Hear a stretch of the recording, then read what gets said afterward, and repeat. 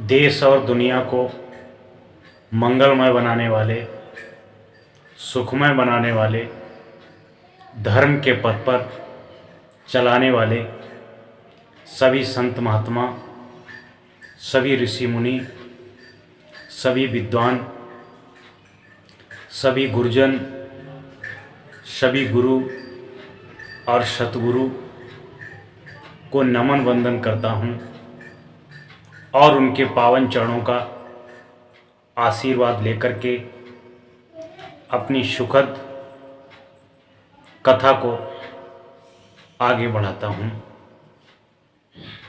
आज का हमारा विषय रहेगा कि जो बेटियां होती हैं, लड़कियां होती हैं, वह हमारे घर परिवार की इज्जत होती हैं, मान सम्मान होती हैं। लड़कियां किस प्रकार से आत्मरक्षा करें और परिवार की मान प्रतिष्ठा को बनाए रखें, इस विषय में आज हम चर्चा करेंगे।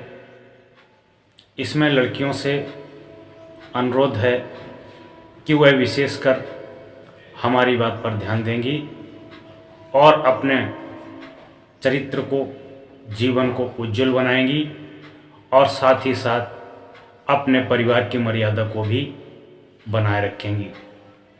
एक कहानी के माध्यम से हम आज एक कथा का आरंभ करेंगे और उस कहानी में ही आपको कैसे अपने चरित्र को उत्तम बनाना है, कैसे मर्यादा में रहना है और कैसे अपनी व अपने परिवार की रक्षा करनी है।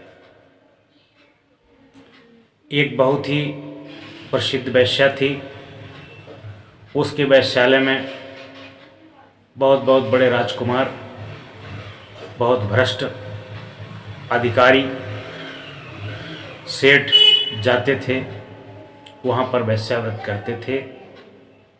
भ्रष्ट इसलिए कहा गया है कि भ्रष्ट व्यक्ति ही वेश्यालय में जाता है, इसलिए अगर भ्रष्ट शब्द का उपयोग किया है तो कोई गलत नहीं है।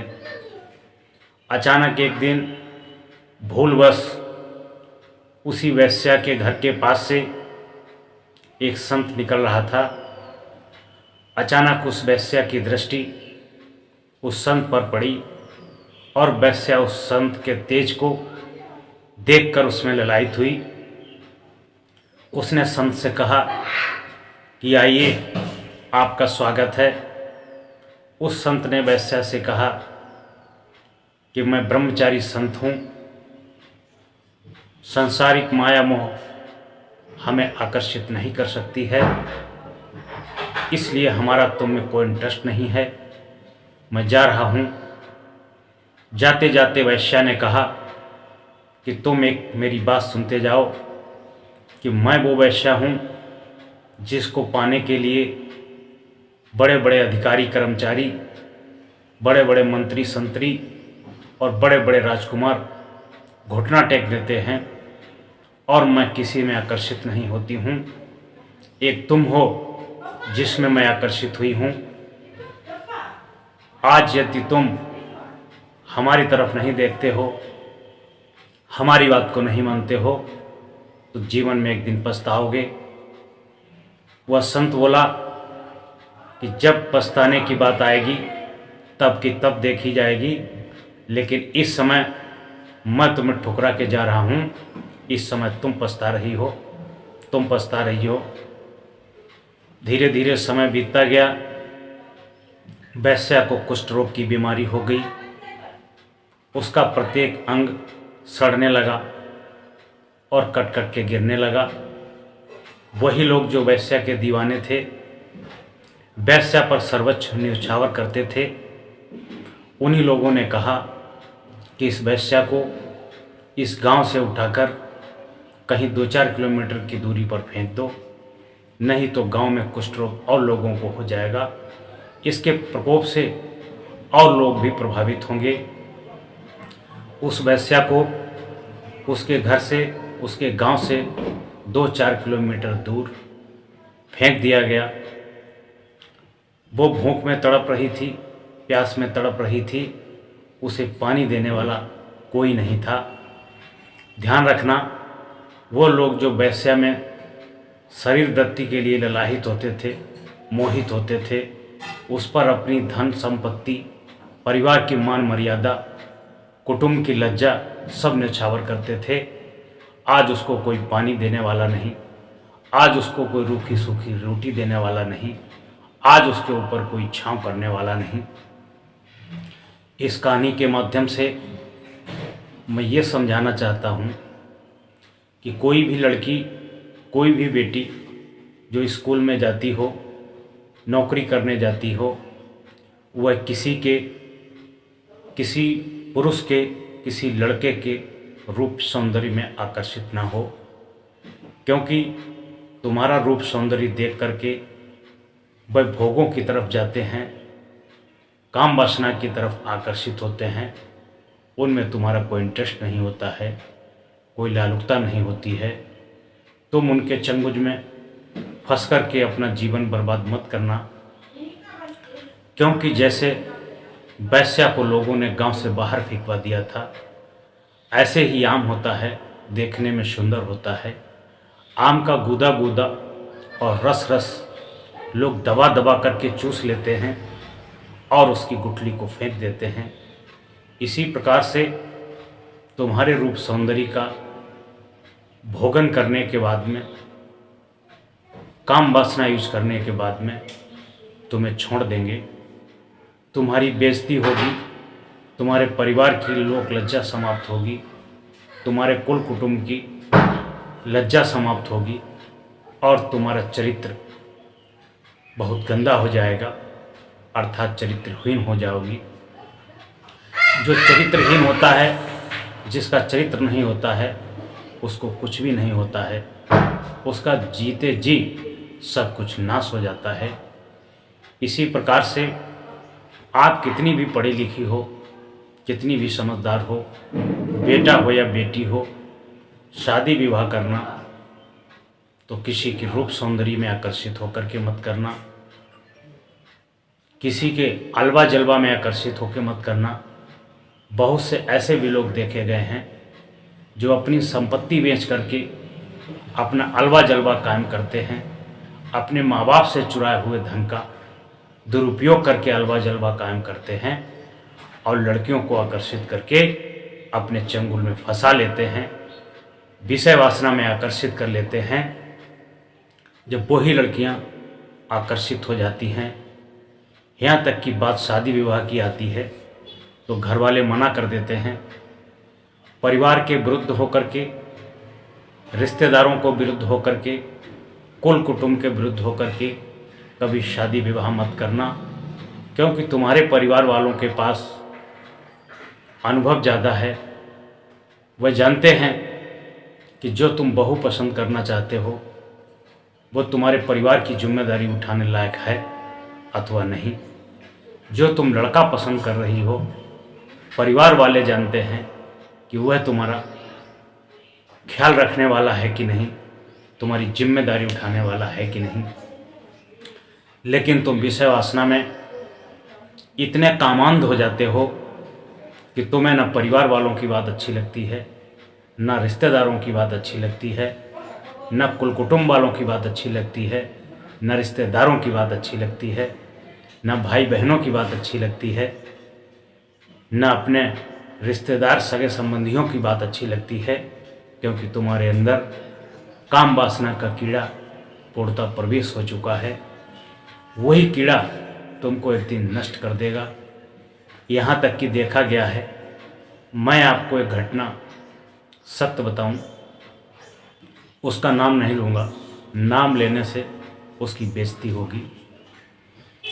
एक लड़की एक लड़के की काम वासना में, रूप सौंदर्य में आकर्षित होकर के अपने घर परिवार वालों के विरुद्ध जाकर के विवाह करती है। दुर्भाग्य से उस बेटी की माँ नहीं होती है, केवल अकेला पिता होता है। पिता मना करता है, काफ़ी मना करने के बावजूद भी लड़की घर वालों की इच्छा के बिना, रिश्तेदारों के समझाने के बाद भी परिवार वालों के समझाने के बाद भी उस लड़के से भाग करके शादी विवाह कर लेती है। पिता को पता लगता है कि आखिर एक ही पुत्री है, चलो कोई बात नहीं, बच्चा है, भूल हुई, अगर विवाह कर लिया कोई बात नहीं, विवाह तो करने था। फिर वह अपनी पुत्री को अपने घर में रखता है और दामाद को भी रखता है। जब पिता को ये बात पता लगती है कि मैं ब्राह्मण जाति से हूँ और मेरी बेटी ने जो लड़का चुना है, जिसके साथ कोर्ट मैरिज, लव मैरिज, मूर्ख मैरिज किया है, वो लड़का हिंदू भी नहीं, वो मुस्लिम लड़का है, इस बात से पिता अंदर से टूट जाता है और लड़की को कोसता है कि मूर्ख, शादी करनी थी तो किसी अपने धर्म में करती तो उचित भी था। मुस्लिम लड़के के साथ शादी किया। उस लड़के ने उस लड़की की सारी प्रॉपर्टी बिकवा करके अपना ऐशो आराम करा और जब प्रॉपर्टी ख़त्म हो गई तो उसने उस लड़की को दरकिनार कर दिया। लड़की इतनी कलह कलेश में परेशान हुई कि उधर मुस्लिम वर्ग में धोखे से विवाह हो गया, इधर बाप भी बूढ़ा टूट गया, परेशान हो गया, उसको कोई संभालने वाला नहीं था। उसको जब कुछ समझ नहीं आया तो उसने सुसाइड कर लिया, आत्महत्या कर ली। कुछ लड़कियां इतनी बड़ी मूर्ख हैं, वो चाहे हिंदू हो चाहे मुस्लिम हो, मैं यहाँ पर किसी जाति वर्ग की निंदा बुराई नहीं करता हूँ। मैं इतना बताता हूँ कि कम से कम जिसके साथ विवाह करना है, यह भी तुम्हें नहीं पता लगता है कि ये हिंदू है कि मुस्लिम है।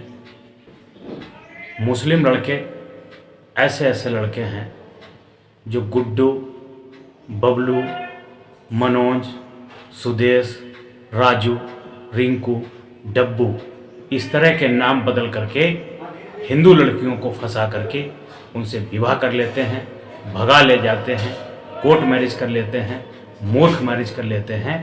तब बाद में पता लगता है कि लड़का हिंदू ना होकर के मुस्लिम है। लेकिन हिंदू कभी अपना मुस्लिम नाम बदल करके किसी मुस्लिम लड़की को नहीं फंसाता है, वह अपना नाम जो है वही रखता है। लेकिन मुसलमानों में देखा गया है कि लोग अपना हिंदू वाला नाम रख करके लड़कियों को फंसाते हैं, आकर्षित करते हैं और उनसे कोर्ट मैरिज करते हैं। और कोर्ट मैरिज करने के बाद में 95% बाद में उनका छुटौती होती है, मारकाट होती है, दैया दुर्गत होती है और पूरा जीवन उनका बर्बाद हो जाता है। कहने का भाव है कि आप कितने भी बुद्धिमान हो जाएं, विवेकवान हो जाएं, लेकिन परिवार में जो माता पिता के पास अनुभव है, जो बड़े भाइयों के पास अनुभव है, बड़ी बहनों के पास अनुभव है, रिश्ते नातेदारों के पास अनुभव है, वो तुम्हारे पास नहीं हो सकता है। वह तुम्हें वही लड़का चुनने की सलाह देंगे जो तुम्हारे दायित्व को भली भांति निर्वहन कर सकता है और तुम उसके लिए सफिशिएंट हो। इसलिए किसी अनजान व्यक्ति से दूसरे धर्म में, वो चाहे हिंदू हो चाहे मुस्लिम हो अथवा कोई हो, दूसरे में विवाह मत करना। विवाह अपने जाति संप्रदाय में ही करने में हमारे सनातनियों की भलाई है, उसी में हमारी मान मर्यादा है। बाकी जितना तुम उल्लुल जुल्लुल काम करोगे उतनी तुम्हारी ज़िंदगी उलट पलट होगी, उतनी तुम्हारी ज़िंदगी में कठिनाई आएंगी, उतनी परेशानी आएंगी। इसलिए पुनः बेटियों से एक बार आग्रह है, अनुरोध है, प्रार्थना है कि शादी विवाह जांच परख के करें। कहीं ऐसा तो नहीं धोखे में कोई भेड़िया, कोई हवस का भेड़िया, कोई रूप सौंदर्य का भेड़िया तुम्हें छल रहा हो, तुम्हें बर्बाद कर रहा हो और तुम उसकी काम वासना में कामांध होकर के उसी के मारे मरी जा रही हो और अपने कुल कुटुंब के पीछे छोड़े जा रही हो, अपने सगे संबंधी और नातेदारों से बैर करे जा रही हो। कृपया इस बात का विशेष